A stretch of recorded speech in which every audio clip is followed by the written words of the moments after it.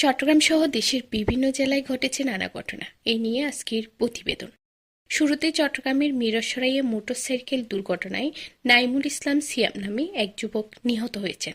26শে November বিকেল 4টায় ঢাকা চট্টগ্রাম মহাসড়কের বারৈয়ারহাট উত্তর বাইপাসে দুমঘাট ব্রিজ এলাকায় এই দুর্ঘটনা ঘটে। নিহত সিয়ামের বাড়ি ছাগলনাইয়া উপজেলার মুহুরীগঞ্জ সিংহনগর এলাকায়। এদিকে চট্টগ্রামের সীতাকুণ্ডে এক প্রবাসীর বাড়িতে দুর্ধর্ষ চুরির ঘটনা ঘটেছে। উপজেলার কুমিরা ইউনিয়নের ৮ নং ওয়ার্ডের জেলেপাড়া কাথার প্রবাসী বদন দাসের ঘরে ঘটনা ঘটে। গত সোমবার গভীর রাতে চুরির ঘটনা ঘটলেও পরিবারের লোকজন বাড়িতে না থাকায় বিষয়টি জানতে পারেন আজ বুধবার সকালে। অন্যদিকে চট্টগ্রামের ফটিকছড়িতে মোহাম্মদ আজাদ নামের এক যুবকের ঝুলন্ত মরদেহ উদ্ধার করেছে পুলিশ।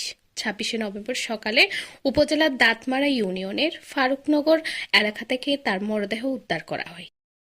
অপরদিকে আইনজীবী সাইফুল ইসলাম আলিফ হত্যা মামলার দ্রুত বিচার দাবিতে মানববন্ধন করেছে চট্টগ্রাম জেলা আইনজীবী সমিতি। এতে হত্যায় জড়িত পলাতক আসামিদের দ্রুত গ্রেপ্তারের দাবি জানানো হয়েছে। 26শে নভেম্বর দুপুরে চট্টগ্রাম আদালত ভবন এলাকায় আইনজীবী সমিতি ভবনের সামনে এই মানববন্ধনে বিপুল সংখ্যক আইনজীবী অংশ নেন। ফটিকছড়িতে বিএনপির রাজনীতিতে উত্তেজনা চরমে পৌঁছেছে।